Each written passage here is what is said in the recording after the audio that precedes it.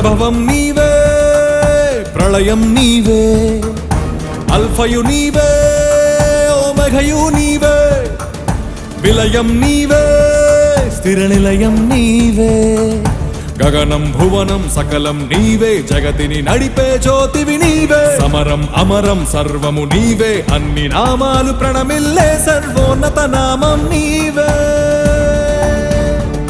సర్వోన్నత నామం నీవే.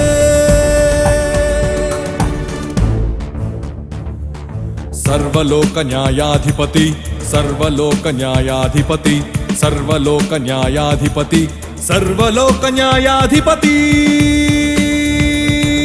సర్వలోక న్యాయాధిపతి వాకిట నిలిచియున్నాడు. జనములందరికి ఫలమిచ్చుటకు తీర్పు తీర్చబోతున్నాడు. సర్వలోక న్యాయాధిపతి వాకిట నిలిచియున్నాడు. జనములందరికి ఫలమిచ్చుటకు తీర్పు తీర్చబోతున్నాడు. వేల దూతలతో బూరధ్వనులతో మేఘమండలము పైన యూదా గోత్రపు కదమ సింహముతో కదలి వస్తుంది సేన. క్రీస్తు న్యాయపీఠం ఎదుట ప్రత్యక్షం కావాలందరూ, క్రీస్తు న్యాయపీఠం ఎదుట ప్రత్యక్షం కావాలందరూ.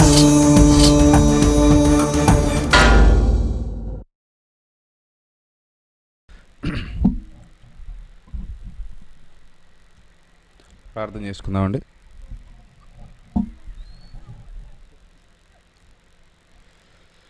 మిక్కిలిగా ప్రేమించిన మా ప్రియ పరలోకపు తండ్రి, రెండవది నాన్న మీ పిల్లలముగా మీ మాటలు ఆలోచించడానికి మీరు ఇచ్చినటువంటి గొప్ప అవకాశం కొరకు హృదయపూర్వకంగా కృతజ్ఞతాస్తుతులు చెల్లించుకొనిచున్నాం తండ్రి.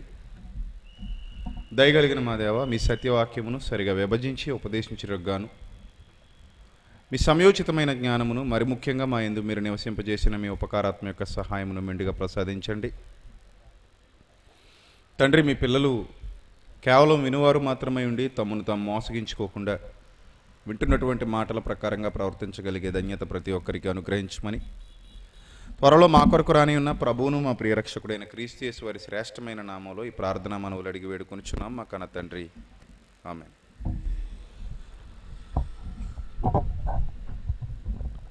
ప్రియమైన దేవుని వల్లరా, గతించిన రాత్రి దేవుని వాక్యంలో నుండి, దేవుని గ్రంథంలో నుండి ఆయన ఇష్టాన్ని గురించి కొన్ని సంగతులు మనం ఆలోచించడం జరిగింది.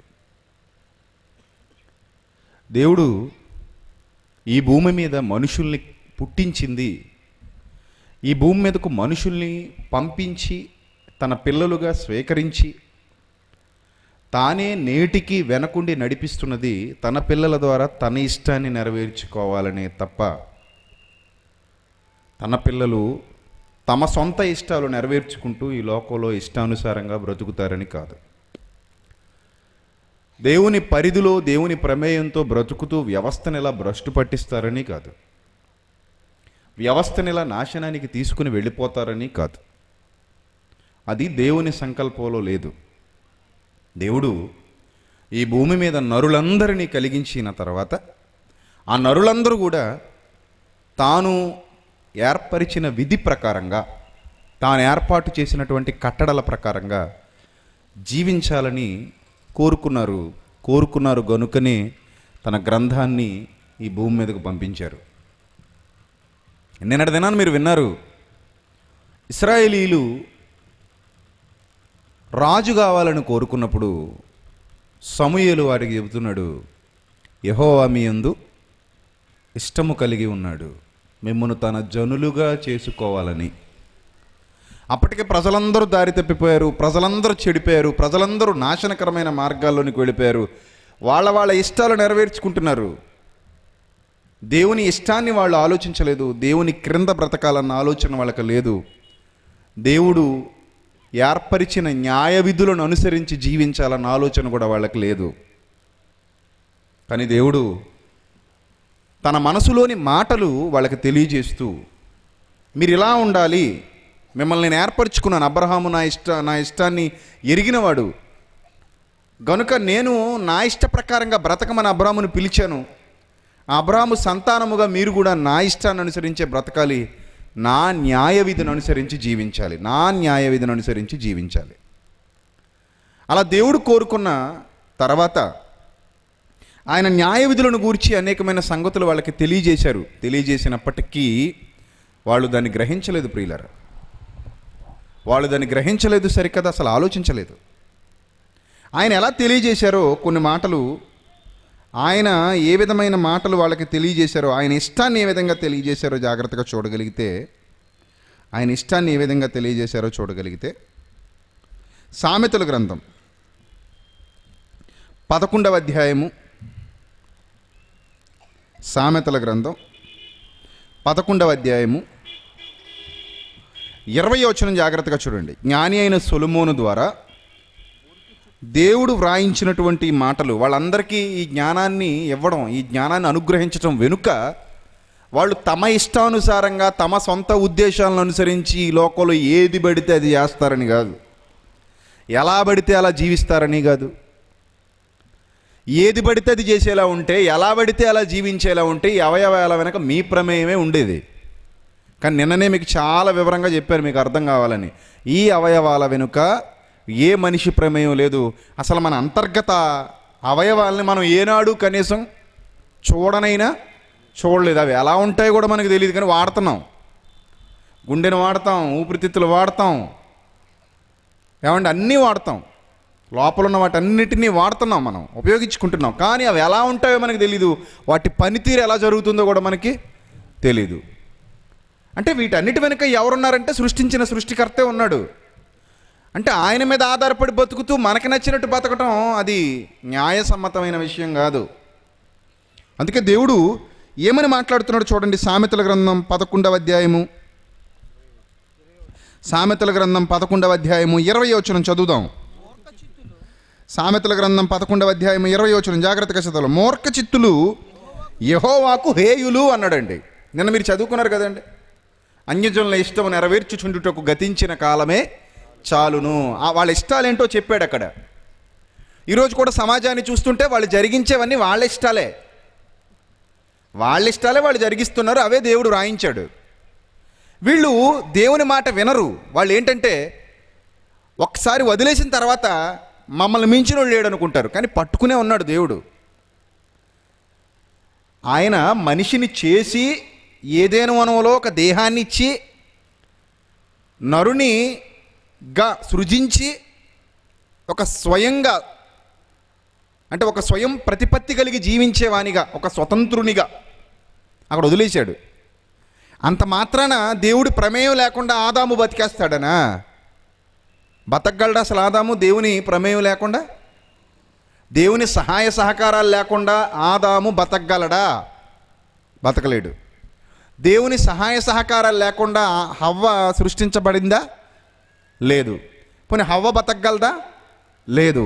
దేవుని సహాయ సహకారాలు లేకుండా వాళ్ళిద్దరూ ఫలించగలరా? లేరు. పోనీ ఆ ఫలించిన తర్వాత వచ్చిన వాళ్ళు ఏమైనా బతకగలరా ఆయన సహకారం లేకుండా? నేటికి దేవుని సహకారం లేకుండా బతుకుదాం అనుకున్న మనిషి భూమి మీద లేడు. బతుకుతానని ఛాలెంజ్ చేసి గెలిచేవాడు కూడా ప్రపంచంలో ఎప్పటికీ ఉండడు. ఈ సృష్టి మొదలైన నాట నుండి సృష్టి ముగించబడేంత వరకు ఒక మనిషి బతకాలి అంటే దేవుని సహాయ సహకారాల మీద ఆధారపడి మాత్రమే బ్రతకాలి. అవి లేకుండా ఎప్పటికీ ఎవ్వడూ బతకలేడు. అందుకే నేను చెప్పాను ఊపిరిని గూర్చి. ఆయన దయ వలనే మనం ఏం పీల్చుకుంటున్నాం? ఊపిరి పీల్చుకుంటున్నాం. ఆయనే లేకపోతే మనకేమి లేదు, ఊపిరి లేదు. ఉందా? లేదండి. ఆయన దయ వలనే ఊపిరి పీల్చుకుంటున్నాం. మరి ఇది గ్రహిస్తున్నాడా మనిషి? గ్రహించడు. అందుకే ఎలా మారిపోయాడట? మూర్ఖ చిత్తుడు అన్నాడండి. మూర్ఖ చిత్తుడు అంటే అర్థం ఏంటో తెలుసా? చిత్తుడు అంటే మూర్ఖత్వాన్ని ఇష్టపడేవాడు. మూర్ఖ చిత్తుడు అంటే అర్థం ఏంటి? మూర్ఖత్వాన్ని ఇష్టపడేవాడు. వాడికి అదే ఇష్టమా? అవును, అదే ఇష్టం. మూర్ఖత్వాన్ని ఇష్టపడుతున్నాడు. ఆధారపడి బతికేది ఎవరి మీద? దేవుడి మీదే. మళ్ళీ వాడు మంచోడైనా చెడ్డోడైనా ఎవరి మీద ఆధారపడి బతుకుతున్నాడంటే దేవుడి మీద ఆధారపడి బతుకుతున్నాడు. దేవుడి మీద ఆధారపడి బతుకుతూ మూర్ఖ చిత్తుడేంటి? మూర్ఖ చిత్తుడు అంటే మూర్ఖత్వాన్ని మాత్రమే ఇష్టపడతాడట, ఇంక వేరే దేన్ని ఇష్టపడ్డు. మూర్ఖత్వాన్ని మాత్రమే ఇష్టపడతాడు. వీడు మారతాడా? మారడు. అందుకే దేవుడు అంటాడు, అడవి గాడిద పిల్ల నరుడై పుట్టిన నాటికి గాని మూర్ఖుడు వివేకి కాలేడు అన్నాడండి. అసలు ఎంత భావయుక్తమైన మాట తెలుసా అది? అడవి గాడిద పిల్ల నరుడై పుడద్దా? పుడద్దా? అడవి గాడిద పిల్ల మనిషిగా పుడద్దా? పుట్టదు కదా. అలా పుడితే వీడు ఏమవుతాడట? వివేక్ అవుతాడట. ఈ మూర్ఖుడు వివేక్ అవుతాడట. అంటే దేవుడు ఆయన ఉద్దేశం ఏంటంటే, ఆ భావయుక్తమైన మాటలోని అంతరార్థం ఏంటంటే, అది నరుడై పుట్టడమో జరగదు, ఈ మూర్ఖుడు వివేక్ అవడం కూడా జరగదు, ఈ రెండూ జరగవు అని చెప్పడం కోసం అలాంటి భావజాలాన్ని ఆయన వాడడం జరిగింది. కానీ ఓవరాల్గా వాళ్ళ గురించి మాట్లాడుతూ దేవుడు అంటున్నాడు, ఈ మూర్ఖ చిత్తులు ఎవరైతే ఉన్నారో వాళ్ళకి హేయులు, వాళ్ళకి అసహ్యం. హేయమైనది అంటే అసహ్యమైనది. అసలు మూర్ఖ చిత్తం ఏంటి? మూర్ఖత్వాన్ని ఇష్టపడ్డం ఏంటి నువ్వు? ఎవరు చేశారు నిన్ను? నేను చేశాను. ఎవరు కలిగించారు? నేను కలిగించాను. మీ అమ్మ కడుపులో నీకు నిర్మాణం చేసింది ఎవరు? నేను చేశాను. మనలను మనమే సృజించుకొనలేదు. కీర్తన 103 కీర్తన 3వ వచనంలో అంటాడు, మనలను మనమే సృజించుకొనలేదు. మరి మనలను మనమే సృజించుకొనలేనప్పుడు నీ మూర్ఖత్వాన్ని ఇష్టపడ్డం ఏంటి నువ్వు? మూర్ఖత్వం ప్రకారంగా నడవడం ఏంటి? నీ మూర్ఖ స్వభావాన్ని అనుసరించి నువ్వు ముందుకెళ్ళిపోవడం ఏంటి? నన్ను అడగాలి కదా. నన్ను అడగాలా వద్దా? అడగాలి. ఎందుకు అడగాలి? నా పెట్టుబడి కింద బతుకుతున్నావు నువ్వు. పెట్టుబడి పెట్టింది ఎవరు? నేను. నేను పోషించేది ఎవరు? ఎప్పటికీ నేను. అసలు నీకు బతుకునిచ్చింది ఎవరు? నేను. నువ్వు తిరిగే ఆబోతులాగా ఊరి మీద తిరగడానికి నీకు దేహాన్ని ఇచ్చింది ఎవరు? నేను. ఇవన్నీ చేసింది నేనైనప్పుడు నన్ను అడగాలా వద్దా? అడగాలా వద్దా? అడగాలి.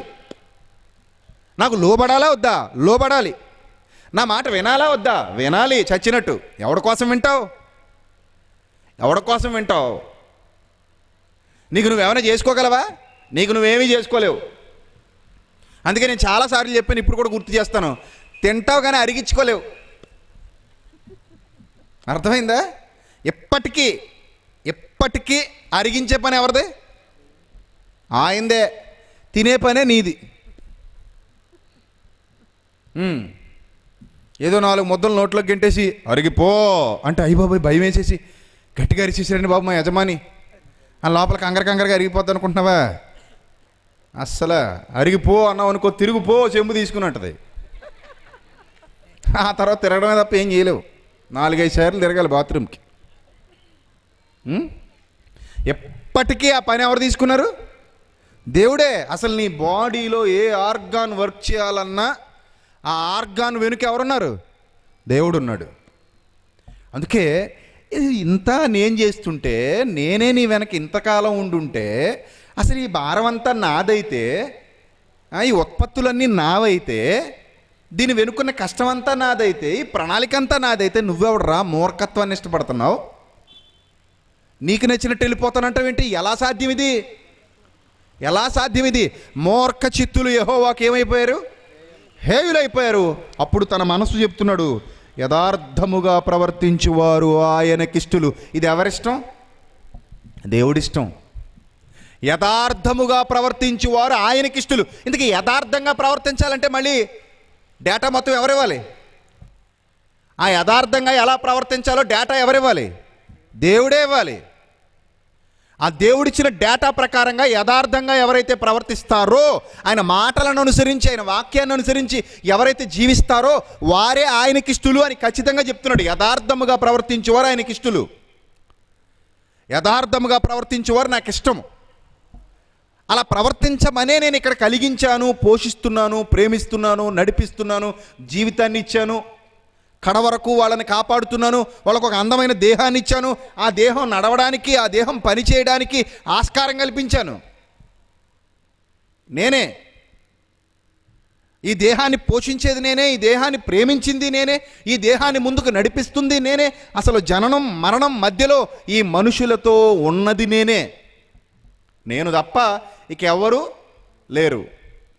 అలాంటి నేను యథార్థంగా నడవడం నాకు ఇష్టం అని వీళ్ళకి చెప్పాను. వినొద్దా? వినాలా?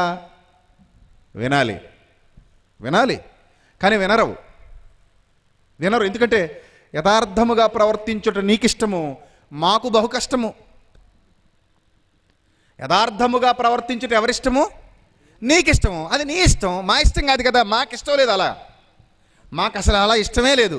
ఎందుకు ఇష్టం లేదంటే నీ ఇష్టాలు మాకెందుకు ఇష్టాలు అవుతాయి? నువ్వు వదిలేసిన తర్వాత ఇంక మా ఇష్టం వచ్చినట్టు తిరుగుతాం. అది నీ ఇష్టం, మా ఇష్టం కాదు. కాబట్టి మేము దాన్ని ఇష్టపడట్లేదు. దేవుడు తన ఇష్టాన్ని తెలియజేస్తుంటే వాళ్ళు ఏమంటున్నారు? మాకిష్టం లేదు, యథార్థముగా ప్రవర్తించుట నీకిష్టము, మాకు కష్టము. అందుకే కదా సమాజం చూడండి, ఎక్కడా యథార్థవంతులు మనకు కనబడరు, ఎక్కడా కనబడరు.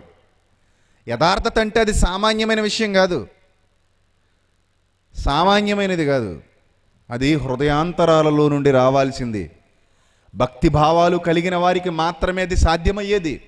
దేవుని యందు భయము నిలిపిన వారు మాత్రమే దాన్ని స్వీకరిస్తారు. దేవుని యందు భయము నిలుపని వారు దానిని స్వీకరించరు. దాని అవసరం లేదు వీళ్ళకి. కానీ దేవుడు మాత్రం తన ఇష్టాన్ని తెలియజేస్తూనే ఉన్నాడు మనుషులకి. నాకు ఇష్టం ఇది నాకు ఇష్టం, యథార్థంగా ప్రవర్తించడం నాకు ఇష్టం. అప్పుడు మనుషులందరూ ఘంటాపాఠంగా చెబుతున్నారు, అది మాకు కష్టం. ఇశ్రాయేలీయులు అదే పరిస్థితిలో ఉన్నారు. యథార్థముగా ప్రవర్తించడం నాకు ఇష్టం నాయన అని చెప్పాడు వాళ్ళకి. కానీ వాళ్ళు ఏమన్నారు తెలుసా? మాకు కష్టం నాయన, అది నీకు ఇష్టమైతే కావచ్చు, మాకు మాత్రం చాలా కష్టం. ఇంకా చూద్దామండి ఆయన ఏం చెప్తున్నారు. అదే సామెతల గ్రంథం 12వ అధ్యాయము. అదే సామెతల గ్రంథం 12వ అధ్యాయము 22. అదే సామెతల గ్రంథం 12వ అధ్యాయము 22 జాగ్రత్తగా చూద్దాం. అబద్ధమాడు పెదవులు యెహోవాకు హేయములు అన్నాడండి. పెదవులు ఎక్కడవే చెప్పు, ఎక్కడవి? దొండపండు లాంటి పెదవులు అంటావు కదా, ఎక్కడవేటి దొండపళ్ళు? కాకి దొండపళ్ళు ఎక్కడవి? ఆయన ఇచ్చినవి నువ్వు తెచ్చుకున్నావా? నువ్వు తెచ్చుకోగలవేటి? నీ వల్ల కాదు. ఏమండి, చాలా సున్నితంగా ఉంటాయండి పెదవులు, సున్నితమైనవి. నిర్మాణం అయింది, డిజైనింగ్ అయింది. నిన్న చెప్పాను కదా స్వరపేటిక గురించి. ఇది మొత్తం టోటల్ డిజైనింగ్ ఎవరిది? మన హార్మోనియం పెట్టింది. మన హార్మోనియం పెట్టి అనేది ఎవరు తయారు చేశారు? దేవుడు. కీబోర్డ్ సప్త స్వరాలు పలుకుతాయి ఇందులో నుంచి. మరి ఈ కీబోర్డ్ ఎవరిది? ఆయనదే. ఏమండి, ఆయన అంటున్నాడు అబద్ధమాడు పెదవులు యెహోవాకు హేయములు అన్నాడు. అంటే ఏది పడితే అది మాట్లాడేయద్దు, ఎలా పడితే అలా మాట్లాడేయొద్దు, ఏ విధంగా పడితే ఆ విధంగా మాట్లాడేయొద్దు. అవి నాకు హేయములు, నాకు హేమైన మాటలు మాట్లాడకూడదు. ఏంటి నాకు ఇష్టం అంటే సత్యవర్తనులు ఆయనకిష్టులు అన్నాడండి. ఆయనకి సత్యవర్తనులు ఇష్టలు, ఈ సమాజానికి అసత్యవర్తనులే ఇష్టలు. ఇప్పుడు సత్యవర్తనులు నాకు ఇష్టలు అంటే నీ ఇష్టాలన్నీ నెరవేర్చేస్తారు. మరి మాకు ఇష్టం లేదు, అది నీకిష్టం, మాకు కష్టం. అది నీకు ఇష్టమయ్యా, మాకు కష్టం, మా వల్ల కాదు, ఇలాంటివి చెప్పొద్దు మాకు. మేము తెగిపోయిన గాలిపటాలం, నీ చేతిలో దారం లేదు. చూసారా, నీ చేతిలో దారం లేదు, మేము తెగిపోయాం, ఎప్పుడో తెగిపోయాం. మాకు ఇష్టం లేనివే నువ్వు చెప్తున్నావు, మాకు ఇష్టం లేని భారాలు మా మీద మోపేస్తున్నావు. అమ్మో, ఈ మాటలు మాకు చాలా భారంగా ఉన్నాయి. చివరికి ఇశ్రాయేలీయులు ఏమన్నారు తెలుసా? యెహోవా మాట భారంగా ఉందన్నారండి. నిజమండి. మంచిగా బతకం అంటే ఏమైపోయిందట వాళ్ళకి? చాలా భారంగా ఉంది బ్రదరు, చాలా బరువులు మోపేస్తున్నాడు మా మీద ఆయన. పెందల కడ లేచి వచ్చేస్తున్నారు. ఎవరిళ్ళు? ప్రవక్తలు. పెందల కడ లేచి వచ్చేస్తుంటే ఈ ప్రవక్తలు వీళ్ళు వచ్చి మాటలన్నీ చెప్తుంటే భారంగా ఉంది బ్రదరు, అంత భారం మా మీద మోపేస్తే మేము భరించలేము. చాలా భారం మోపుతున్నాడు మా మీద, చాలా భారం మోపుతున్నాడు. చూసారా, ఈ భారం మోపుతున్నాడని ఆయన మీద తిరుగుబాటు చేశారు. చూస్తారన్నమాట ఇర్మియా గ్రంథం చూడండి. వాళ్ళు ఎంత భయంకరమైన పరిస్థితిలో వాళ్ళు మాట్లాడుతున్నారంటే, ఈ మాటలు మాకు ఎలా ఉన్నాయంటే భారంగా ఉంది, ఈ భారాన్ని మేము భరించలేకపోతున్నాం, చాలా ఇబ్బందికరమైన పరిస్థితిలో మమ్మల్ని నిలబెట్టాడు ఈయన. ఇర్మియా గ్రంథం 23వ అధ్యాయము, ఇర్మియా గ్రంథం 23వ అధ్యాయము 33. ఇర్మియా గ్రంథం 23వ అధ్యాయము 33వ వచనం జాగ్రత్తగా చూద్దాం. మరియు ఈ జనులలో ఒకడు ప్రవక్తయే గాని యాజకుడే గాని యెహోవా భారం ఏంటని నిన్ను అడుగునప్పుడు నువ్వు వారితో ఇట్లనుము, మీరే ఆయనకు భారము. ఎవరట ఆయనకు భారం? మీరే ఆయనకు భారం. కానీ వీళ్ళు ఏమంటున్నారు తెలుసా? చూడండి ఏమంటున్నారు. ఇదే యెహోవా వాక్కు. మరియు ప్రవక్తయే కానీ 34 యాజకుడే కానీ సామాన్యుడే కానీ యెహోవా భారమును మాట ఎత్తువాడెవడైనను వానిని వాని ఇంటి వారిని నేను దండించదను అన్నాడు. ఏమని మాట్లాడుతున్నారట వీళ్ళు? యెహోవా భారము అంటే యెహోవా మాటలు ఎలా ఉన్నాయి? చాలా భారంగా ఉన్నాయండి. సత్యవర్తులు ఆయనకి ఇష్టం అంటాడేటండి, మనకేమో సత్యం అంటే చిరాకు. అబద్ధవాడు పెద్దవాళ్ళు హేయిలు అంటాడేటండి, మనకేమో అదే తిండి అదే గుడ్డ. ఈయనేమో అబద్ధవాడు పెదవులు హేయిలు అంటాడు, మూర్ఖ చిత్తులు హేయిలు అంటాడేటండి. అసలు అది లేకపోతే మనం బతకగలమా? అసలు ఈరోజు మన ఉనికిని కాపాడేదే మన మూర్ఖత్వం, అంతే కదా? మన ఉనికిని కాపాడేదే మన మూర్ఖత్వం. అదేమో ఈయనకి హేయమట. యథార్థవంతులు ఆయనకి ఇష్టలట. అదేమో మనకి ఆకాశానికి భూమికి ఉన్నంత దూరం ఉంది, మనకు అందదాయే, అది మనకు అందదు. యథార్థవంతులు ఆయనకి ఇష్టలేని ఈయన ఇష్టాలు మన మీద రుద్దేస్తే మనకేలాగా, మన మీద రుద్దుతున్నాడండి. ఏం చేయాలి మరి? ఇప్పుడు ఏం చేయాలి? యుద్ధమే చేయాలి ఇంకా. అందుకని ఏం పోరాటం మొదలెట్టారు వీళ్ళు? యెహోవా మాట భారము అని ఎత్తుతున్నారట. ఆ మాట ఎత్తుతున్నారట. అప్పుడు అంటున్నాడు ఆయన, అయితే యెహోవా ప్రత్యుత్తరమేది 35వ వచనం. యెహోవా ఏమని చెప్పుచున్నాడు అని మీరు మీ పొరుగు వారితోనూ సహోదరులతోనూ ప్రశంసింపవలను. యెహోవా భారమును మాట మీరిక మీదట జ్ఞాపకము చేసుకొనవద్దు. జీవము గల మన దేవుని మాటలను, సైన్యములకు అధిపతియగు దేవుడగు యెహోవా మాటలను మీరు అపార్థము చేసి తిర్రి. కాగా ఎవని మాట వానికే భారమగును.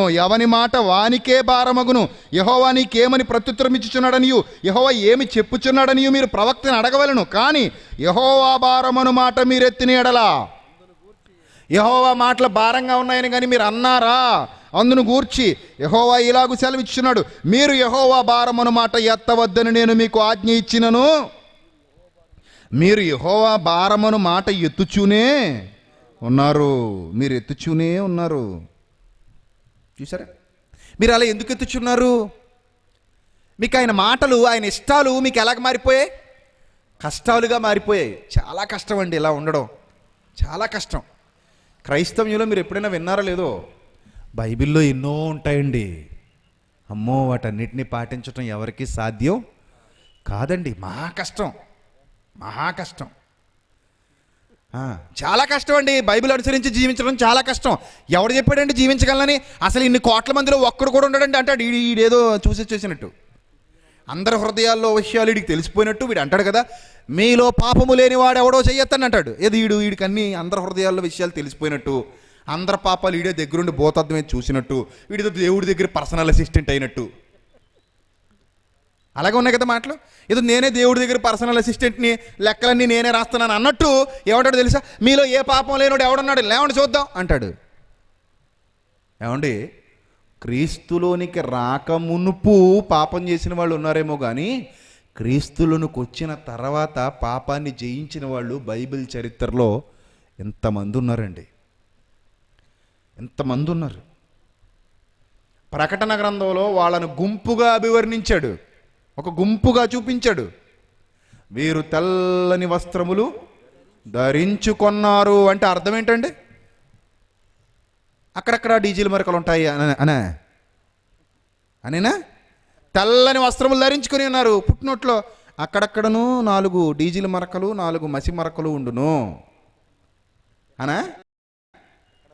మరి దాన్ని ఏమనాలి? ఏమనాలి? ఇంకొక అద్భుతమైన మాట చూపించమంటారా? ఇంకొక అద్భుతమైన, ఇదంతా ఆ పాత నిబంధన కాలంలో ఇశ్రాయేలీయులకి ఇదే జబ్బు, ఈరోజు కొత్త నిబంధన కాలంలో క్రైస్తవులకు కూడా ఇదే జబ్బు. వాళ్ళు ఏమంటారు తెలుసా? చాలా కష్టం అండి బైబిల్ ఫాలో అవడం, చాలా కష్టం. ఏదో చెప్తారు కానీ వీళ్ళు, ఈ సేవకులు ఏదో మైక్ ఉంది కదా, బైబిల్ ఉంది కదా అని ఏదో చెప్పుకుంటూ వెళ్ళిపోతారు కానీ ఎవడండి ఫాలో అవుతాడు? ఎవడండి ఆయన ఆజ్ఞలన్నీ పాటించగలడు? ఎవడండి ఆయన మాటల ప్రకారంగా జీవించగలడు?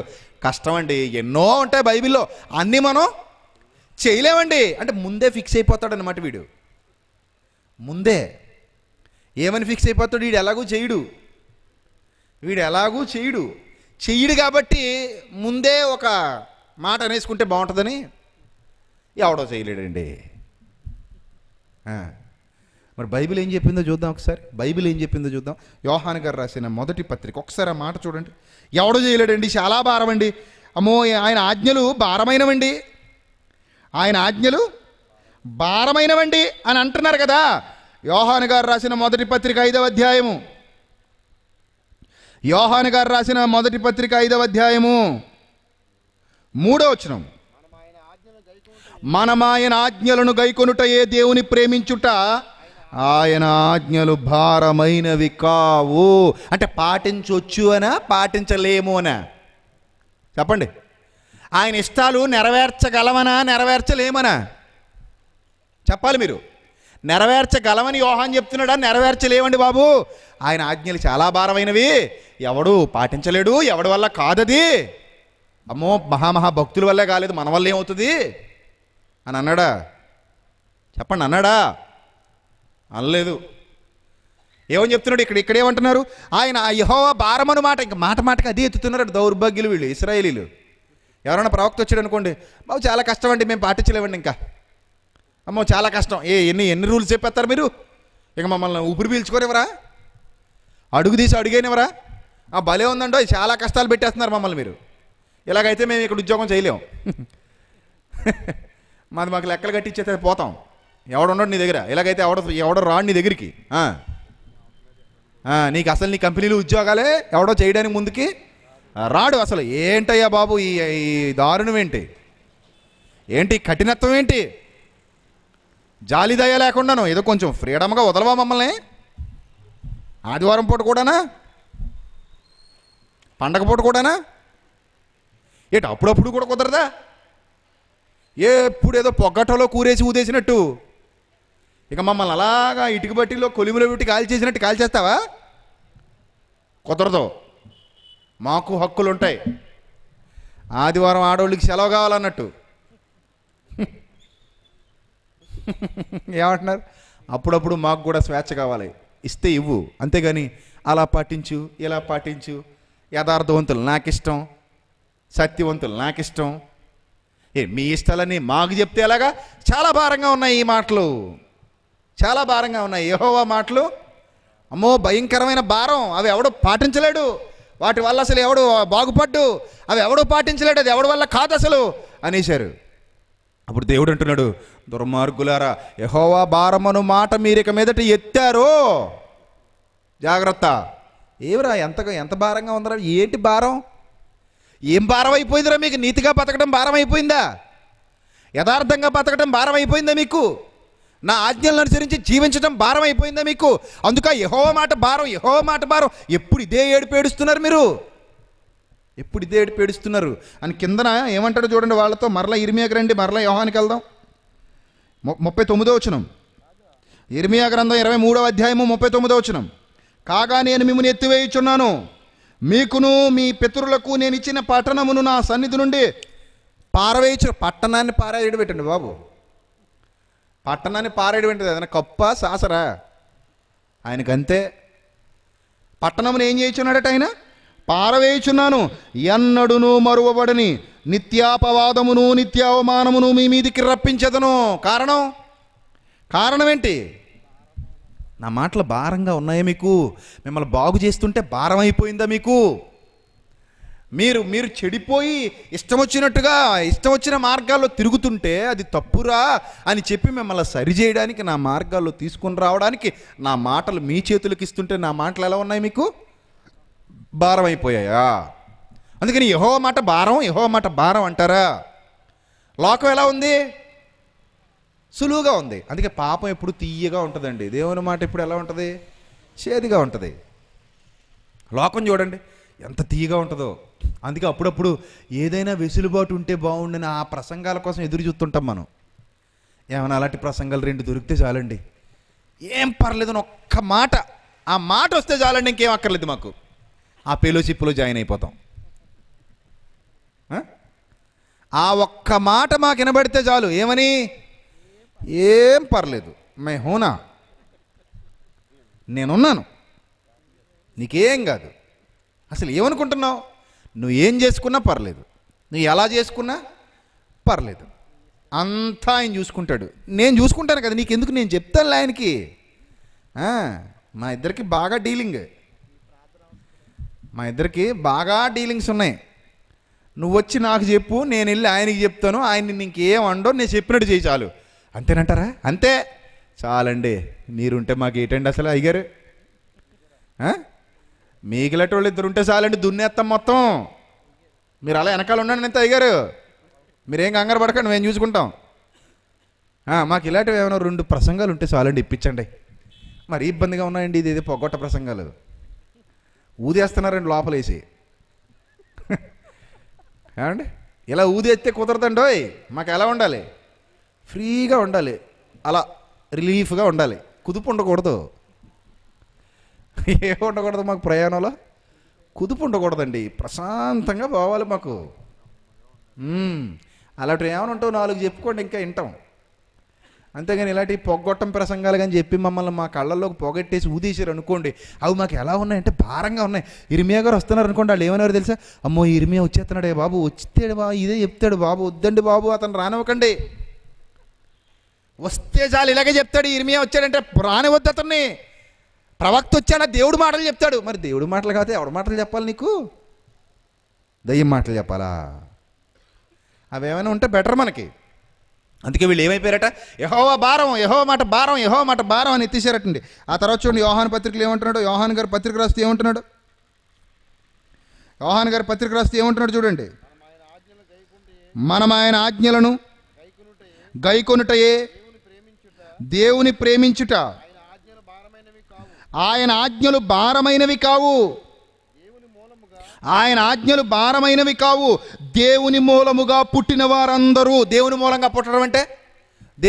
పుట్టడం అంటే కొత్తగా జన్మించటం. అది ఒరిజినల్ జన్మైతే, నీది ఒరిజినల్ జన్మైతే, నువ్వు నిజంగా దేవుని మూలంగా మరలా తిరిగి జన్మిస్తే, మళ్ళీ పుట్టిన మనిషివైతే, దేవుని మూలంగా మళ్ళీ పుట్టిన వారందరూ లోకమును జయించుదురు అన్నాడా? సాధ్యం కాదు ఎవరికైనా అన్నాడా? చెప్పండి. ఆయన ఇష్టాలు నెరవేర్చడం కష్టమన్నాడా? కష్టం కాదంటున్నాడా? ఆయన ఇష్టాన్ని నెరవేర్చడం కష్టమా కష్టం కాదా చెప్పాలి. బైబిల్ ఏం చెప్తుంది? కష్టం కాదు, జయించుదురు. లోకమును జయించిన విజయము మన విశ్వాసమే. ఏమండి ఇంకా ఆ పుట్టినోళ్ళు ఏం చేస్తారు? అదే యోహాను గారు రాసిన పత్రిక 3వ అధ్యాయము, అదే యోహాను గారు రాసిన మొదటి పత్రిక 3వ అధ్యాయము 9వ వచనం. 3వ అధ్యాయము 9వ వచనం జాగ్రత్తగా చూడాలి. దేవుని మూలముగా పుట్టిన ప్రతి వానిలో, మళ్ళీ పుట్టినవాడు దేవుని మూలముగా పుట్టిన ప్రతి వానిలో ఆయన బీజము నిలుచును గనుక వాడు పాపము చెయ్యడు అనుందా? ఎవడో చేయకుండా ఉంటాడు అనుందా? చెయ్యడు అనుందా? ఎవడు చేయకుండా ఉంటాడయ్యా? నీలో లేదా పాపం? నీలో లేదా? అందరిలోనే ఉంటుందయ్యా, ఏదో ఉంటుంది. మేము దొరికిదాకా చూద్దాం, ఏదో దొరకపోతావా అని అంటావా? ఏమండి ఇప్పుడు మన బట్టలు మాసిపోని అని అందరి బట్టలు మాసిపోని అనుకోవడం అవివేకం కదా? చెప్పండి. మనమైతే కింద మీద కాకుండా అక్కడ ఇక్కడ దేకేసాం నేలబడి. అందుకని ఏమైపోయి బట్టలు మాసిపోయాయి. ఇంక అందరూ ఎవడ బట్టలు మాయకుండా ఉంటాయండి, బట్టలు అన్నాక మాయకుండా ఉంటాయండి. వీళ్ళు ఏమంటారండి ప్రకటన గ్రంథంలో? పరిశుద్ధులేటండి తెల్లని వస్త్రాలు ధరించుకున్నారంటారు. ఏటండి మాటలు? బట్టలు అన్నాక మాయకుండా ఉంటాయా? మాసిపోతాయి. ఎంత తెల్ల చొక్కా అయినా 2 రోజులు ఎసుగు తిరిగితే మాసిపోద్ది కదండి. మనం ఉంటేనే బోళ్ళంత మురికి ఉంటుంది. ఈ ఏటని చెప్తున్నారు బైబిల్లో? పరిశుద్ధులు అంటారు, వస్త్రాలు అంటారు, తెల్లని వస్త్రాలు అంటారు. ఇవన్నీ ఒట్టిదేనండి. ఎవడు ఉంటాడండి? ఎవడు ఉండడండి. చూసారా అప్పుడు ఎలా ఉంటుందంటే బోధ, ఇదేదో బాగుందండి. ఎండాకాలంలో కూలింగ్ వాటర్ బాటిల్ ఇచ్చేసినట్టు, కూలింగ్ వాటర్ బాటిల్ కాదు, ఏదో డ్రింక్ బాటిల్ ఇచ్చినట్టు ఇంకిడికి చల్లగా ఉందండి కడుపులో. ఇప్పుడు ఎంత మంచి మాట చెప్పారు, చల్లని మాట చెప్పారండి. మీరు ఇలాంటి వాళ్ళు కలకాలం 10 కాలాల పాటు ఎలాగ ఉండాలి? ఇలాంటి వాళ్ళు మాకు సుఖంగా ఉండాలండి బాబు. మీరుంటే చాలండి, మాకు ఇంకేం వద్దు. మీరు అలాగే నిలబడండి, మేము ఇలాగే పడుకుంటాం. ఇంకా మీరు అలా మా ముందు నిలబడండి, మేము ఎలా పడుకుంటూ పోతాం, అంతే. అర్థమవుతుందా? కానీ బైబిల్ ఏం చెప్తుందో తెలుసా? యెహోవా మాట భారము, యెహోవా ఆజ్ఞలు భారమైనవి, దాన్ని ఎవడో పాటించలేడు. అసలు ప్రపంచంలో ఎవడో పరిశుద్ధంగా బతికేవాడే ఉండడు. అది ఎవరికి సాధ్యం కాదు. అది చాలా కష్టం. అది బైబిల్లో ఎన్నో ఉంటాయి, వాటిని ఎవడో పాటించలేడు అని ఏం చెప్పట్లా. ఏమంటున్నాడు తెలుసా? నువ్వు నిజంగా మళ్ళీ పుడితే, నీ జన్మ నిజంగా దేవునిలో మళ్ళీ జరిగితే ఆయన బీజం నీలో నిలుస్తుంది. ఆయన బీజం అదేంటో తెలుసా? యేసుక్రీస్తు రక్తంతో కడగబడి పరిశుద్ధాత్మను కలిగిన వాడుగా దేవుని సహవాసంలోనికి నువ్వు రావడం అంటే ఆయన బీజం నీలో నిలిచింది. ఇది నిజంగా నీది మరలా మంచి పుట్టిక అయితే, దేవునిలో నిజంగా నువ్వు పుడితే, మొదట అపరాధాల చేత పాపాల చేత చచ్చిన నువ్వు దేవునిలో నిజంగా బ్రతికితే నీలో ఆయన బీజం నిలుస్తుంది. ఆయన బీజము నిలుచును గనుక నువ్వేం చేయవో తెలుసా? పాపము చెయ్యడు అని ఉంది, చేస్తాడు అని చెప్పలేదు. చెయ్యడు. ఇది అనుభవ జ్ఞానంతో వ్రాస్తున్న మాట, పరిశుద్ధాత్మ ప్రేరణతో వ్రాస్తున్న మాట. నువ్వెవడు దీన్ని కాదనడానికి? దేవుని వాక్యాన్ని కాదనే హక్కు నీకెక్కడదే? దేవుని వాక్యాన్ని కాదనే సమర్థత నీకెక్కడదే? సమర్థత నీకెక్కడదే? నాలో ఎన్నో ఉంటాయి, నీలోనూ కూడా ఎన్నో ఉంటాయి అని ఉందా బైబిల్లో? ప్రతి ఒక్కళ్ళు ఎన్నో ఉంటాయి అని ఉందా బైబిల్లో? లేదు. నీలో ఉంటాయి అంతే. అది చెప్పు చాలు. నాలో ఉన్నది కంపు అని చెప్పు. నాలో ఉంది కంపు. నువ్వు ఒక్కడ స్నానం చేయవని అందరూ చేయరా? నువ్వు ఒక్కడ కడుక్కోవని అందరూ కడుక్కోరా? అంటే అందరు నీకులాంటి దరిద్రాలు అనుకుంటున్నావా? అందరు నీకులాంటి దరిద్రాలు అనుకుంటున్నావా? కాదు, అలా ఉండరు. నువ్వు ఒక్కడే కంపుగడివి. పక్కోడు ఏమనుకుంటాడు? నేను శుభ్రంగా ఉండాలనుకుంటాడు, స్నానం చేస్తాడు. ఇప్పుడు నీ దగ్గర కంపు కొడద్దు, కానీ స్నానం చేసినోడి దగ్గర కంపు ఎందుకు కొడద్ది? కంపు ఎవడి దగ్గర లేదురా అంటావా వచ్చి?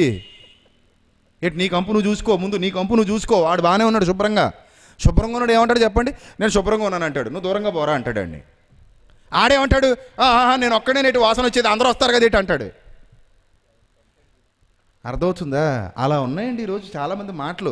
ఆనాటి ఇశ్రాయేలీల దగ్గర ఉన్న ఈ స్వభావం నేటి వరకు ఇలాగే మోసుకుపోతున్నారు తప్ప అసలు బైబిల్లో ఏముందన్నది ఆలోచించి చావరండి.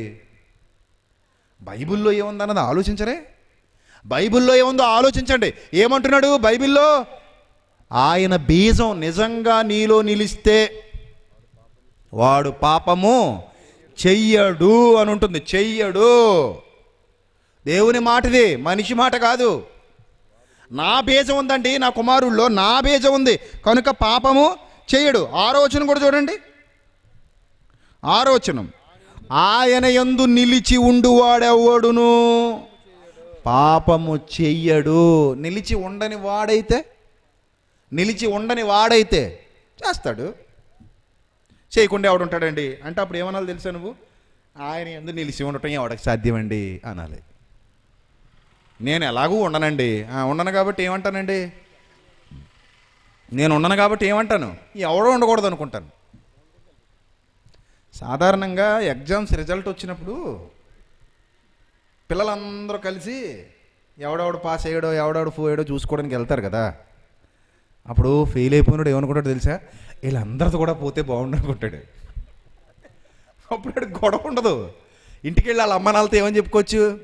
అమ్మ నాది ఒక్కడిదే అనుకుంటున్నావు, ఇది ఆడిది పోయింది, ఈడిది పోయింది, అందరూ పోయింది. అప్పుడు ఇంక వీడికి గొడవ ఉండదు. వాళ్ళ అమ్మ నన్ను ఏమనరు, అందరిది పోయిందా, అవును, అయితే ఆడేదో తేడా చేస్తుంటాడు రా, తప్పు నీదై ఉండదు. అవునమ్మా, అవునవును, కరెక్ట్, నువ్వు ఏది చెప్తే అదే కరెక్ట్, అంతే కదా. అదే ఒక 10 మంది పాస్ అయిపోయి వీడు ఒక్కడ ఫెయిల్ అయిపోయాడు అనుకోండి, వాళ్ళ అమ్మ ఏమంటుంది, దరిద్రుడు అలా కాళ్ళు కడుక్కుని తాగరా అంటది. చిచ్చి బొత్తిగా వాళ్ళ కాళ్ళు కడుక్కుని ఏం తాగుతానమ్మా అనుకుంటాడు వీడు. అప్పుడు వాళ్ళ పోల్చి మళ్ళీ వీణి తిడద్దని వీడు మనసంతా ఎలా ఉంటుందంటే, దేవుడా నాది పోయింది, ఆడిది కూడా 1 మార్కులో పోయేలా చూడు బాబు, ఏదో విధంగా నాతో పాటు వాడు కూడా ఏమైపోవాలి, ఫెయిల్ అయిపోవాలి, అందరూ ఫెయిల్ అయిపోతే చల్లగా ఉంటుందండి కడుపులో. ఎవడో పాస్ అయినా కడుపులో ఎలా ఉంటుంది, మంటగా ఉంటుందండి. అందరూ ఫెయిల్ అయిపోయారు అనుకోండి, చల్లగా ఉంటుంది, అమ్మయ్య అనిపిస్తుంది. ఎండాకాలంలో కొబ్బరి బొండం తాగినంత చల్లగా ఉంటుంది. ఏమండి, ఇది మనిషి నైజం. అందుకే వాడు అంటాడు, నాతో పాటు అందరూ వేసేసుకోండి ముద్ర, నాతో పాటు అందరూ ముద్ర వేసేసుకోండి, నాతో పాటు అందరూ దారి తప్పేయండి, నాతో పాటు అందరూ నాశనానికి వెళ్ళిపోండి. నాశనానికి వెళ్ళకపోతే అలా కుదిరితే దేవుడు కృపది ఏది, ఏంటి నాశనానికి వెళ్ళిపోవడమే దేవుడి కృప? అది నాకు చాలు, అది నీకు చాలు నాయన, నువ్వు నాశనానికి వెళ్ళడమే నాకు కావాలి. ఎవరన్నారా మాట? దేవుడు అన్నాడా, నా కృప నీకు చాలు నాయన, నువ్వు నాశనానికి వెళ్ళడమే నాకు కావాలి. నువ్వు ఎంత చెడిపోతే అంత ప్రేమిస్తాను నిన్ను, నువ్వు ఎంత నాశనం అయిపోతే అంత కృప చూపిస్తాను నీ పట్ల. ఏంటండి ఘోరం? సాతాను తన ఇష్టాన్ని నెరవేర్చుకోవటానికి నీ ఇష్టానికి అనుకూలంగా బోధన ఏం చేస్తాడు, మారుస్తాడు. దేవుడు తన ఇష్టాన్ని నెరవేర్చుకోవడానికి నీ ఇష్టాన్ని చంపుకొని తనలో కొనసాగమంటాడు. ఎంత తేడా ఉందో తెలుసా దేవుడికి దయ్యానికి ఉన్న తేడా తెలియకపోతే చచ్చాక నువ్వు దేవుని యొద్దకు వెళ్ళలేవు, దయ్యం ఉన్న చోటుకే వెళ్తావు. ఇది వాస్తవం. దేవునికి దయ్యానికి ఉన్న తేడానికి తెలియాలి. దేవుని మాటలకి దయ్యపు మాటలకి ఉన్న తేడానికి తెలియాలి. అందుకే అంటున్నాడు, ఆయన ఆజ్ఞలు భారమైనవి కావు, ఆయన యందు నిలిచి ఉండువాడెవ్వడును పాపము చెయ్యడు అని మరో కౌంటర్ ఇచ్చాడు. ఆ కౌంటర్ ఎంత బలంగా ఉందో చూడండి. పాపము చేయువాడెవ్వడును ఆయనను చూడను లేదు, ఎరుగను లేదు అని. చిన్నపిల్లలారా ఎవనిని మిమ్మును మోసపరచనీయకుడి. Underline that word. ఏమంటున్నాడు? ఎవనిని మిమ్మును మోసపరచనీయకుడి. ఎందుకు మోసపరచనీయొద్దు? మోసం చేస్తారు నాయన, భారంగా ఉంటాయి. అన్నీ ఎక్కడ పాటిస్తావమ్మా? కొన్ని పర్లేదు, అన్నీ ఎక్కడ కుదురుతాయి, కొన్ని కుదరవు. ఇప్పుడు దేవుడు ఏం చేస్తాడో తెలుసా? మనకు కుదరని వాటి దగ్గర ప్రభు ఇది కుదరలేదు ప్రభు అంటే, పోన్లేమ్మా అడ్జస్ట్ అయిపోతాను అంటాడు. అందుకని అడ్జస్ట్ చేసుకుని ఆయన ఉన్నప్పుడు అన్నింటి గురించి అంత భూతత్వంలో చూస్తే ఎలాగా పెద్ద పర్లేదు. చూసారా, దేవుణ్ణి ఇష్టపడేవాడికి ఆయన ఆజ్ఞలు కష్టమైనవి కావు, దేవుణ్ణి ఇష్టపడని వాడికి ఆయన ఆజ్ఞలు కష్టమైనవి. అందుకే దేవుని ఇష్టం ఈరోజు మనిషికి ఏమైపోయింది? కష్టమైపోయిందా? అవును, చాలా కష్టమైపోయింది. కానీ దేవుడు ఏం చెప్తున్నాడు తెలుసా? అది కష్టం కాదు, సాధించిన వాళ్ళను చూడు. ఉన్నారు, లేరని నువ్వెవడు చెప్పడానికి? ఉన్నారు, బైబిల్ చరిత్రలో సాధించిన మహనీయులు ఉన్నారు.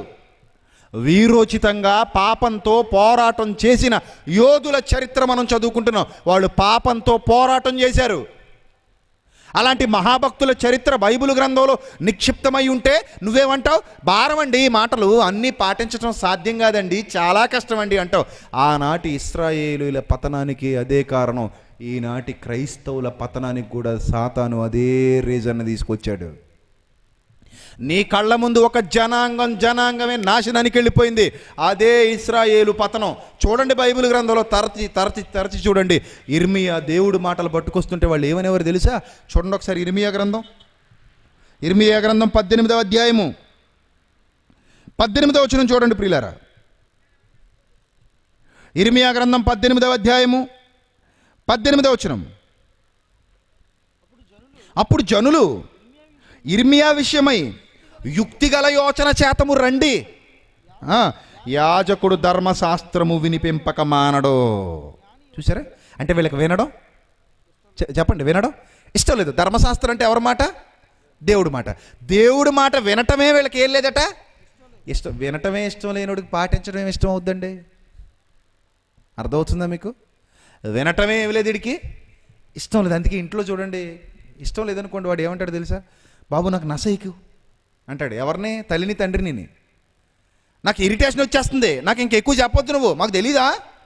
రోజు ఏంటి గోల? నాకు తెలియదు అనుకుంటున్నావా? నేను ఏమైనా చిన్నపిల్లవాడు అనుకుంటున్నావా? ఎద్దులా ఎదిగాను కదా, నాకు చెప్పక, నాకు ఇష్టమే లేదు. అసలు నీ మాటలు వినడమే నాకు ఇష్టం లేదు. ధర్మశాస్త్రం వినిపింపక మానడు. జ్ఞాని యోచన లేకుండా ఉండడు. ఏదో యోచన ఉంటుంది, ఇతనేమో జ్ఞానవంతుడు. అన్నీ తెలిసి దరిద్రులకి అన్నీ తెలిసండి, అన్నీ ఉన్నాయి, అది ఒకటే తక్కువ. జ్ఞాని యోచన లేకుండా ఉండడు. ప్రవక్త వాక్యం చెప్పక మానడు. ఏం చెప్పేస్తాడు బాబు ఇతను వస్తే? ఇప్పుడు వాక్యం చెప్పేస్తాడు. ఇప్పుడు వాక్యం చెప్పేస్తే ఏమైపోద్ది నీకు? అమ్మో చాలా నొప్పి. లోపల మా బావగారు ఉన్నారు, మా బావగారు అసలు విన్నెవరైనా లోపలే ఉంటారు. హృదయం అనే తలుపునొద్దేమో బయట ఈయన ఉంటాడు, లోపలేం బావగారు ఉంటారు. మనం ఎప్పుడు బావగారు బాగున్నారా అంటమే, ఆయన లోపలుండి బాగున్నానమ్మా, నీకేం పర్లేదు, నేను ఉన్నాను కదా అంటుంటాడు అంతే లోపలుండి. ఈయనేమో తలుపు తడతా ఉంటాడు, నువ్వేమో తీయవు. బావగారు ఉంటే ఇంకెందుకు తీస్తావు? తీయవు. సాతాను వశమైపోయిన ఈ దౌర్భాగ్యపు నీతిమాలిన ఇశ్రాయేలు వారందరూ దేవుని మాటలను చూసారా? వాక్యం చెప్పేస్తాడా? చెప్పేస్తే ఏమైపోద్ది వీళ్ళకి? అమ్మో వద్దండి బాబు, వాక్యం చెప్పేస్తాడండి. ఏమంటే వాక్యం చెప్పేస్తే అది ఏమైనా అగ్ని గంధకాలు కురిపించడమా? చెప్పండి. వాక్యం చెప్పేస్తే అదేమైనా ఉడుకుడుకు నీళ్లలో పడేయడమా? ఉడికే నీళ్లలో పడేయడమా? వేడి వేడి నీళ్ళలో జుట్టు పట్టుకుని అలా ముంచి తీయడమా? వీళ్ళు అలాగే భావిస్తున్నారు. అమ్మో ఇతను వచ్చాడంటే వాక్యం చెప్పేస్తాడండి. మరి ఏం కావాలి మనకి? వాక్యం కాకుండా ఇంకేం దొరకవండి మీ దగ్గర? ఇంకేం దొరకవంటారా? ఉంటాయి. ఎందుకుండో? మీ సంతోషమే మా సంతోషం. మీరు ఏది అడిగితే అది. ఆట కావాలా, పాట కావాలా అంటాం మనమే. ఆట కావాలా, మాట కావాలా, పాట కావాలా. అందుకని ఇంకా వాక్యం పక్క తీసేద్దాం. వాక్యం పక్క తీసి ఏం చేద్దాం? పరవశించండి అని పాటల ప్రోగ్రాం పెట్టేద్దాం. ఏమండి? ఇంకా వాక్యం ఉండదండి, అస్సలు ఉండదు. మరి ఏముంటుందండి? ఈ పక్కన మీరు డ్యాన్సులు, ఆ పక్కన మీరు డ్యాన్సులు. ఇంకా ఇష్టమైతే అటు ఇటు కూడా మారండి, పర్లేదు, ఏం పర్లేదు. అటు నుంచి ఇటు వచ్చినా పర్లేదు, ఇటు నుంచి అటు వెళ్ళినా పర్లేదు. 4 స్టెప్పులు తక్కువ అవ్వకుండా వేయండి. ఇంకా మీకు బాగుండాలని బల్లె అని ఆ బయట కర్చీఫ్ల అమ్మకం కూడా పెట్టాం. ఒక్కొక్కడు తెచ్చుకుని ఊపుతా ఎగరండి. ఒక్కొక్కడు ఒక కర్చీఫ్ కొనుక్కు తెచ్చుకోండి. మా దగ్గరే బయట అయితే పావలా, మా దగ్గర అయితే 100. బయట పావలా మా దగ్గర కొంటే 100. ఎందుకంటే బాగా ఊగుతాయి. మీరు డ్యాన్స్ చేయడానికి బాగుంటుంది. చేతిలో పెట్టుకుని ఆ చివరిని పట్టుకుని ఓ బల్లె శుభ్రం ఎగరొచ్చు. వాక్యం ఉండదండి అయ్యగారు? అస్సలు ఉండదమ్మా. మరి సభంతా ఇంతేనండి? అంతే అమ్మా. సూపర్ అండి. మీరు ఉండాలండి, ఊరికి ఒక్కడైనా మీలాంటి దరిద్రుడు ఉండాలి. అసలు మీరు ఉంటేనే మాకు పండగ. ఈడెవడైనా వాక్యం చెప్పండి కానీ తీసుకొచ్చారు అనుకోండి, ఆడొద్దండి బాబు, గంట సేపండి. ఏంటండి బాబు తలపోటు? ఓ పాట ఉండదు, గంతు ఉండదు, ఎగరటం ఉండదు, ఓ స్టెప్ ఉండదండి, ముందుకి రాడు వెనక్కి వెళ్ళడు, అలాగ ఉంటాడు దిష్టి బొమ్మలాగా. కొంచెం ముందుకి వెనక్కి రావాలి కదండి, ఒక అడుగటు ఒక ఇడుగుట్టు పడుతుండాలి. అప్పుడు మాకు కూడా ఎలాగుంటుంది? ఊపు వస్తుంది, ఊపు రావాలి కదండి. అసలు అక్కడికి వెళ్తే అసలు ఏ ఊపు ఉండదు, ఏముండదు, అలా కూర్చుని మేము ఉండాలి పొలంలో దిట్టి బొమ్మలాగా. ఆయన కూడా అలాగే ఉంటాడు, ఏదో చెప్పుకుంటూ వెళ్తాడు. గంట సేపు కూర్చుంటూ పెడతాడండి అక్కడ మమ్మల్ని. గంట సేపు ఎవడుంటాడు చెప్పండి? అసలు ఒక ఆట లేదు, పాట లేదు, మందు లేదు, సింధు లేదు, ఏమీ లేదు. ఇది మాకు వద్దండి, మాకొద్దు. మరి ఏం కావాలి? వాక్యం చెప్పక మానడు. అందుకని వాని మాటలలో దేనిని వినకుండా వాని మాటల్లో దేన్ని వినకూడదు. ఇదిగో అందరూ ఒకే మాట మీద ఉండాలి. మరి అందరూ ఒకే మాట మీద ఉండాలి. అలాగే అలాగే అక్క, నువ్వు ఎలాగంటే అలాగే వదినా. నీ మాట ఎప్పుడైనా కాదన్నావేంటి బావా? ఏడు బావా, నీ మాట ఎప్పుడైనా కాదన్నావా? నువ్వు ఎంత అంటే అంత. ఏం వినకూడదు, అస్సలు వినకూడదు. మరి ఏం చేయాలి? వారి మాటలలో ఏమీ వినకుండా, దేనిని వినకుండా మాటలతోనే వాడిని కొట్టేద్దాం రండని చెప్పుకొని చుండ్రి. ఆహా, ఏమి గొప్ప భక్తులు ఇశ్రాయేలీలు, ఏమి గొప్ప భక్తి, ఏమి భక్త జనాంగం అండి వీళ్ళు. ఎంత గొప్ప భక్త జనాంగం అండి.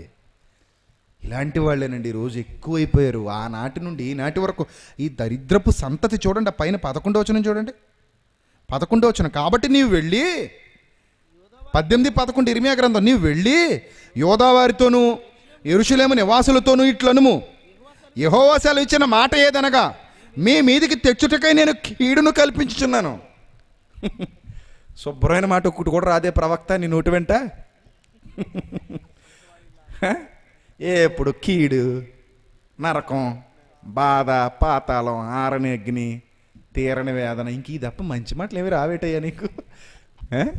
నీ సభలో చాలాసార్లు వచ్చామయ్యా, ఎప్పుడు మంచి మాట ఆడవేటయ్యా? ఒక ఆశీర్వాదం అనో, ఒక దీవెననో, ఒక ఎత్తిపడేస్తాడనో, ఒక కొబ్బరి నూనె ఉండదు, ఒక రుమాల గుడ్డ ఉండదు. ఏటయ్యా నీ గొడవ అసలు? ఎవడయ్యా నీ చేత అసలు సభలు ఎట్టించింది? ఇర్మియా, ముందు ఆడిని తీసిరండి. ఎప్పుడు యెహోవా వలన మీకు ఏమొచ్చేస్తుందట? కీడు వచ్చేస్తుంది అంటున్నాడండి ఇర్మియా గారు వచ్చి. కీడు కల్పించున్నాను, మీకు విరోధముగా ఒక యోచన చేయుచున్నాను, మీకు విరోధముగా ఒక యోచన చేయుచున్నాను. మీరందరూ మీ మీ దుష్ట మార్గములను విడిచి మీ మార్గములను మీ క్రియలను చక్కబరుచుకోండి. నాకు నచ్చట్లేదు మీ బతుకు, నాకు నచ్చట్లేదు మీ బ్రతుకు, మీ విధానం నచ్చట్లేదు నాకు ఇష్టమైన మార్గాల్లో మీరు లేరు, మీకు ఇష్టమైన మార్గాల్లో మీరు వెళ్తున్నారు. అది నాకు అస్సలు కిట్టట్లేదు, నచ్చట్లేదు నాకు. అసలు మీరు ఎవరు మీకు నచ్చినట్టు మార్గాల్లో నడవడానికి? మీ వెనక నేనుంటే, మిమ్మల్ని నేను పోషిస్తుంటే మీరెవరు అసలు మీకు నచ్చిన వేలు వెళ్ళిపోవడానికి? నా ఇష్టాలు వదిలేసి, నా ఇష్టం వదిలేసి నీ సొంత ఇష్టాన్ని నెరవేర్చుకోవడానికి ఎవరు మీరు అసలు? దేవుడు అడుగుతూ, నచ్చట్లేదు మీ మార్గాలు దిద్దుకోండి అన్నాడు. అందుకు వారు అంటున్నారట, 12వ వచనం, మీ మార్గాలు మీ క్రియలు దిద్దుకోండి, చక్కబరుచుకోండి అని చెప్తే వాళ్ళు అంటున్నారట. అందుకు వారు, నీ మాట నిష్ప్రయోజనము. నీ మాట ఏంటి? నిష్ప్రయోజనము. అంటే దేవుడి మాటల ఉపయోగం లేదండి, ఉపయోగం లేదండి. ఏమంటే మీకు ఒక విషయం చెప్పమంటారా? వాక్యం విని వదిలేసేవాడు, పైకి అనకపోయిన వాడు హృదయంలో ఆలోచన ఏంటో తెలుసా? వాక్యం విని వదిలేస్తున్నాడంటే పైకి అనకపోయినా వాడి హృదయంలో ఆలోచన ఏంటో తెలుసా? ఇది నిష్ప్రయోజనము, దీనివల్ల ఏ ప్రయోజనము లేదు. అందుకే విని విడిచిపెట్టేశాడు. నిజంగా ప్రయోజనం ఉందని గ్రహించిన వాడైతే విని ఏం చేస్తాడు? పాటిస్తాడు. అంతేనా? విని పాటిస్తాడు. విని విడిచిపెట్టేసేవాడు వాడి హృదయంలో వాడి భావన ఏంటనుకుంటున్నారు? దీనివల్ల ఏ ప్రయోజనం లేదు. ఏ ప్రయోజనం లేని ఈ మాట నేనెందుకు పాటించాలి? ఏ ప్రయోజనం లేని ఈ మాట నేనెందుకు గౌరవించాలి? నేనెందుకు ఈ మాటకి శిరస వహించాలి? నాకు అవసరం లేదు. ఈ మాటల వల్ల అసలు ప్రయోజనమే కలగదు. అంటే ఇది వీడి భావన. మరి దేనివల్ల కలుగుతుంది నాయన నీకు ప్రయోజనం? లోకాన్ని అనుసరిస్తే కలుగుతుంది. ఏ రోజుకు ఆ రోజు హ్యాపీగా ఎంజాయ్ చేయొచ్చు, ఏ రోజుకు ఆ రోజు సుఖంగా ఉండొచ్చు. కొంతమంది క్రైస్తవ భక్తులు ఏమంటారో తెలుసా అండి? క్రైస్తవ భక్తులు, మహాభక్తులకి భక్తి ఎక్కువైపోయి తొందరలో ప్రవచనాలు బలికెత్తుంటారు. ఏమని తెలుసా? పరలోకం ఉందో లేదో ఎవడు చూసి వచ్చాడు రా. నువ్వు చూసావా? ఎవడంటాడు అనుకుంటున్నా ఈ మాట? సీనియర్ విశ్వాసి. ఎన్ని రోజులు అయిపోతుంది అనుకుంటున్నాడు వీడు విశ్వాసం అయిపోయి? ఒక 20 సంవత్సరాలు 30 సంవత్సరాలు అయిపోద్ది. ఆ మహావిశ్వాసం నోటి వెంట ఇలాంటి మంచి మాట వచ్చేస్తుంది. ఏమని? పరలోకం ఉందో లేదో ఎవడు చూసి వచ్చాడండి. పరలోకం ఉందో లేదో ఎవడు చూసి వచ్చాడు? మనం పట్టించుకోవాల్సిన అవసరతే లేదు. చూసారా? ఇది వాళ్ళ భావన. అలాగ అన్నాడు అనుకోండి, ఇక వాడి మనసులో ఏముంది? ఇది నిష్ప్రయోజనం. ఎందుకు ఈ వాక్యం ఏంటట? నిష్ప్రయోజనం. తర్వాత, నీ మాట నిష్ప్రయోజనము, మేము మా ఆలోచనల చొప్పున నడుచుకొందుము. చూసారా? మేము మా ఆలోచనల చొప్పున నడుచుకొందుము, మా ఆలోచనల చొప్పున నడుచుకొందుము. మేము నీ ఆలోచనల చొప్పున నడవం. నీ ఆలోచనలు మాకు అవసరం లేదు. నీ ఇష్టాలు మాకు చాలా కష్టంగా ఉన్నాయి, వాటిని మాకు చెప్పొద్దు. మేము మా ఆలోచనల చొప్పున నడుచుకుందుము. మేమందరము మా మూర్ఖ హృదయము చొప్పున ప్రవర్తించుదుము అని అందురు. చూసారా? మేమందరము మా మూర్ఖ హృదయము చొప్పున ప్రవర్తించుదుము అని అందురు. మనుష్యులందరూ ఇదే విధానాన్ని అనుసరిస్తున్నారు. మనుషులకు దేవుడి మాటలంటే చాలా కష్టమైపోయండి. దేవుని మాటలు పాటించడం, దేవుని మాటలు ఆలోచించడం, దేవుని మాటల ప్రకారంగా ప్రవర్తించడం చాలా ఇబ్బందిగా ఉందండి. చాలా ఇబ్బంది. అందుకే బైబిల్ ఉంటుంది, అందులో ఏమున్నా వీళ్ళు స్వీకరించరు. వింటారు. ఇంతమంది వింటారా? ఎంతమంది దీన్ని స్వీకరిస్తారు? కొందరు స్వీకరిస్తారు, కొందరేమో వెళ్ళిపోతారు. మాకు అవసరం లేదులేండి ఇలాంటివి. ఏమో ఇంతలా చెప్తే ఎలాగండి? చాలా దారుణంగా చెప్పేస్తున్నాడండి వీడెవడో. అంత ఖచ్చితం అంటే కుదరదండోయ్. వీడు చాలా ఖచ్చితంగా మాట్లాడుతున్నాడు. మాకు కుదరదు ఇలాంటివి. మాకు కొంచెం అటు ఇటుగా ఉండాలి. పవర్ ఎక్కువైతే మాకు నచ్చదు. మాకు ఎలా ఉండాలి? బ్యాలెన్సింగ్గా ఉండాలి.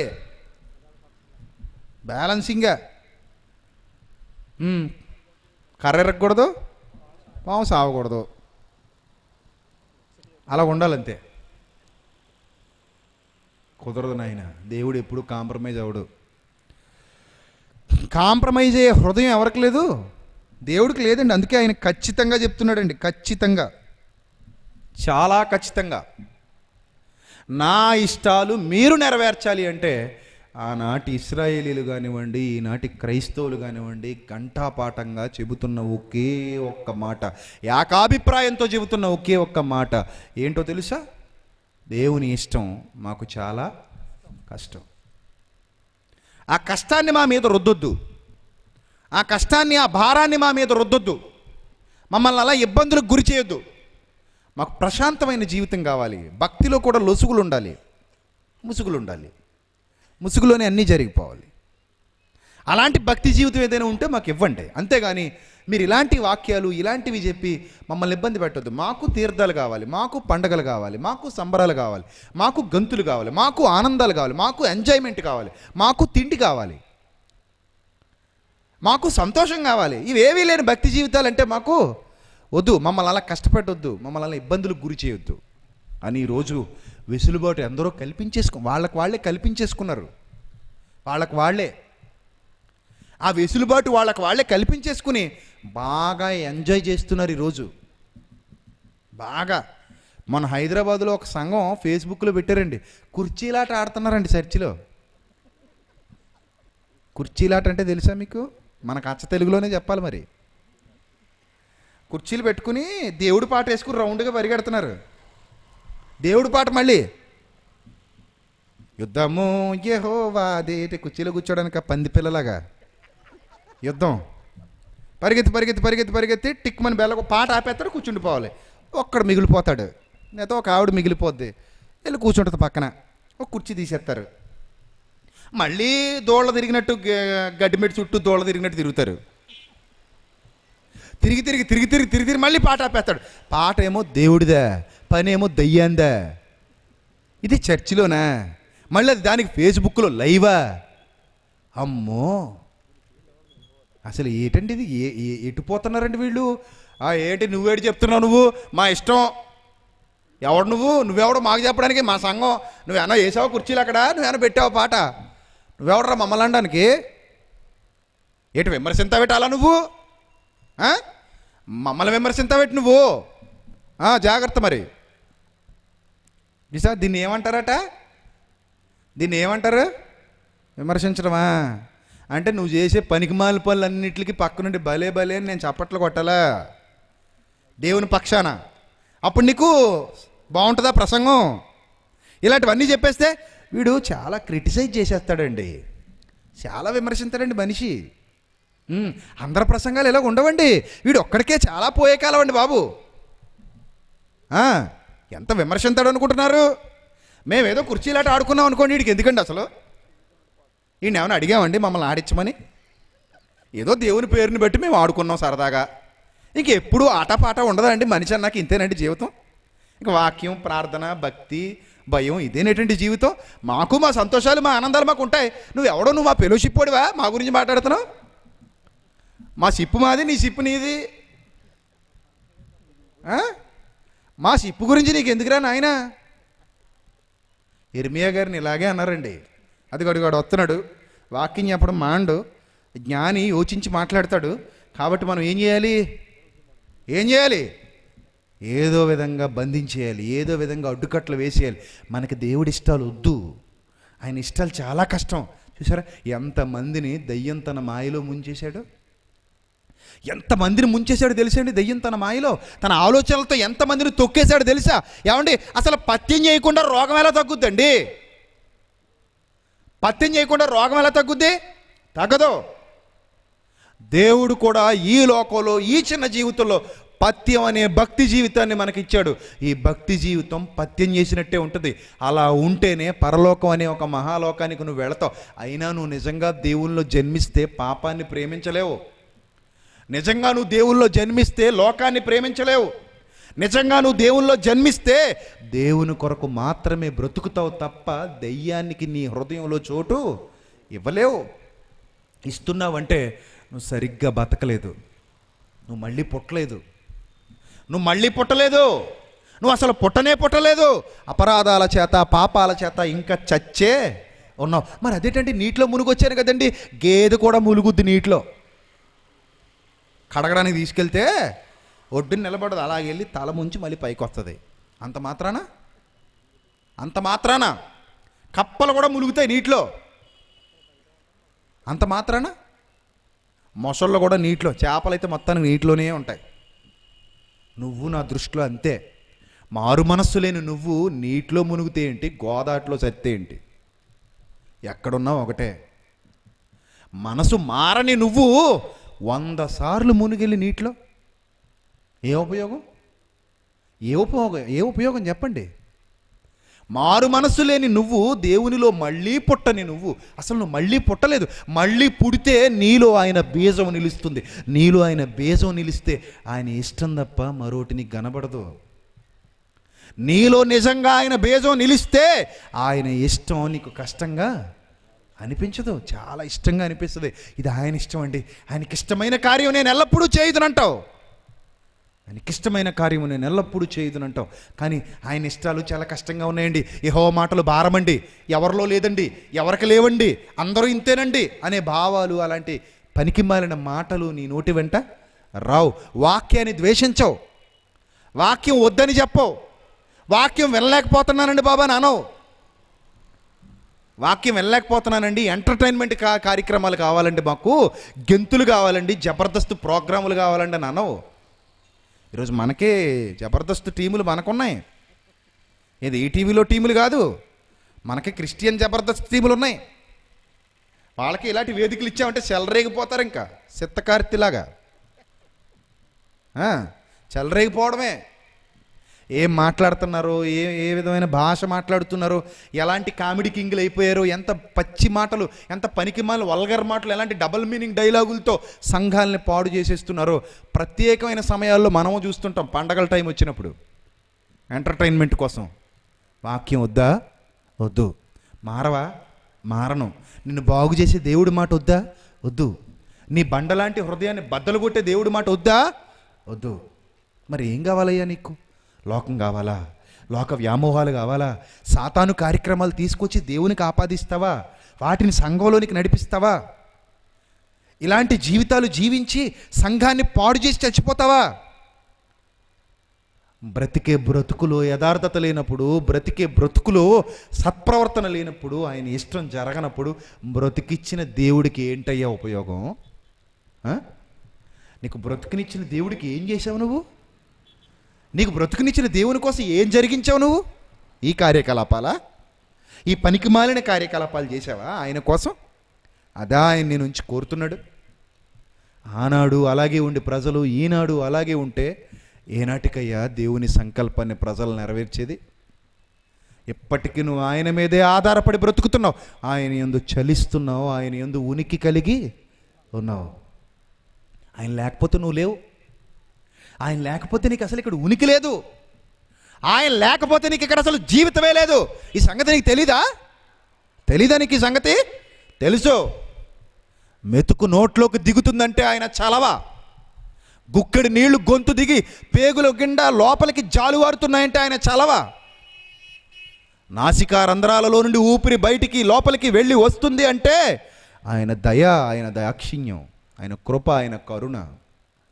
మనం నివసిస్తున్న నేల పండుతూ తిరుగుతుందంటే, పైనున్నది మండుతుందంటే, ఈ బ్రతుకెక్కడ కొనసాగుతుందంటే ఆయన చలవ, ఆయన దయ, ఆయన దాక్షిణ్యం, ఆయన కృప, ఆయన కరుణ, ఇదంతా నీకు తెలుసు.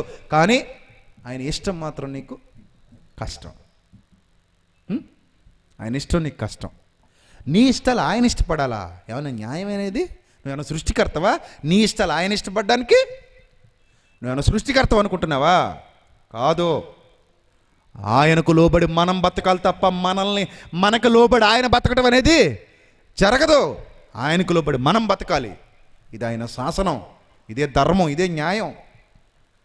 మన బతుకులు మార్చుకోమని కోరుతుంటే ఆ మాటల్ని మనకు అందిస్తే ఆ మాటలు స్వీకరించడానికి కూడా ఇష్టం లేకుండా అందులో ఏమైనా మళ్ళీ లొసుగులు ఉన్నాయా, ఏదైనా మార్చేద్దామా, ఏదైనా మలిచేద్దామా అని వెతుక్కుంటున్నాడంటే మనిషి, దేవుని మాటలు మనిషికి భారంగా మారిపోయాయి.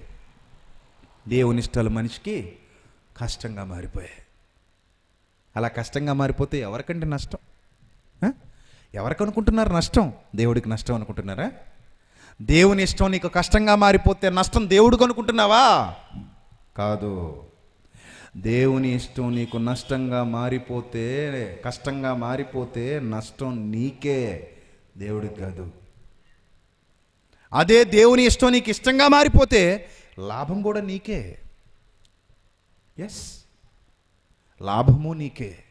ఈ ఒక్క ఇంగిత జ్ఞానం నీకుంటే ఈరోజు క్రైస్తవ జీవితాలు ఇలా చెల్లా చెదురైపోయేవి కావండి. ఈ ఒక్క విషయంలో అవగాహన రాహిత్యం అంటారండి దీన్ని, అవగాహన రాహిత్యం. ఈ అవగాహన రాహిత్యం వలననే ఈరోజు క్రైస్తవ జీవితాలు చల్లారిపోయాయి. ప్రియులారా, చల్లారిపోయండి.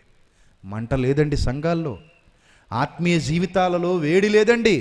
నిశ్చేష్టులైపోయి జీవచ్ఛవాలుగా మారిపోయి మనుష్యులు ఎందుకు బతుకుతున్నారో, ఎవరి కోసం బతుకుతున్నారో తెలియక లోకాన్ని అనుసరించి జీవిస్తూ దేవుల్లో ఉన్నామని భ్రమలో జీవితాలు గడిపేస్తున్నారు. వద్దు, అది దేవుడు నీ నుండి కోరుకునేది కాదు. దేవుడు నీ నుండి అలాంటి బ్రతుకు కోరుకోవట్లేదు. నీకు ఆయన ఇష్టాన్ని తెలియజేసి నిన్ను ఆయన వాణిగా చేసుకోవాలని ఆశపడుతున్నాడు. అందుకే నిన్ననే సమూయేలు గారి నోటి వెంట ఆ మాట రావడం మనం చూసాం. ఏమంటున్నాడు? మిమ్మును ఆయన తన జనముగా చేసుకునుటకు ఇష్టపడుచున్నాడు.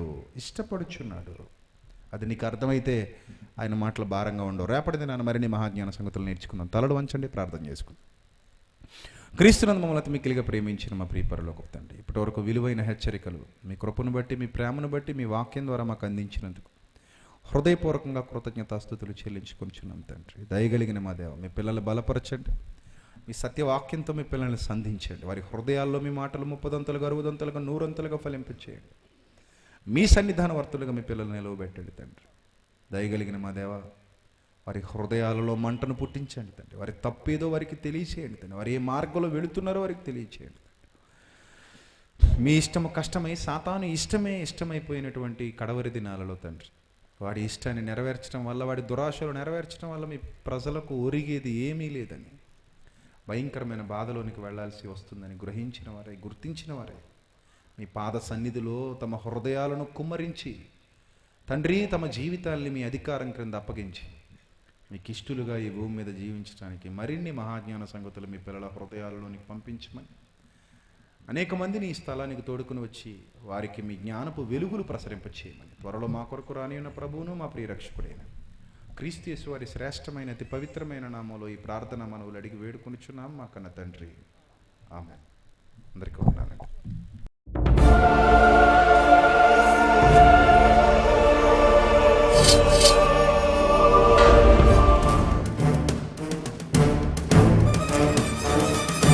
ఆది నీవే, అంతం నీవే, ప్రభవం నీవే, ప్రళయం నీవే, అల్ఫయు నీవే, ఓమఘయు నీవే, విలయం నీవే స్థిర నిలయం నీవే గగనం భువనం సకలం నీవే జగతిని నడిపే జ్యోతివి నీవే సమరం అమరం సర్వము నీవే అన్ని నామాలు ప్రణమిల్లే సర్వోన్నత నామం నీవే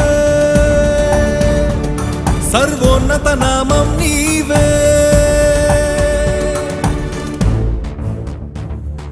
సర్వలోక న్యాయాధిపతి సర్వలోక న్యాయాధిపతి సర్వలోక న్యాయాధిపతి సర్వలోక న్యాయాధిపతి సర్వలోక న్యాయాధిపతి వాకిట నిలిచియున్నాడు జనములందరికి ఫలమిచ్చుటకు తీర్పు తీర్చబోతున్నాడు సర్వలోక న్యాయాధిపతి వాకిట నిలిచియున్నాడు జనములందరికి ఫలమిచ్చుటకు తీర్పు తీర్చబోతున్నాడు వేల దూతలతో బూరధ్వనులతో మేఘమండలము పైన యూదా గోత్రపు కదమ సింహముతో కదలి వస్తుంది సేన క్రీస్తు న్యాయపీఠం ఎదుట ప్రత్యక్షం కావాలందరూ క్రీస్తు న్యాయపీఠం ఎదుట ప్రత్యక్షం కావాలందరూ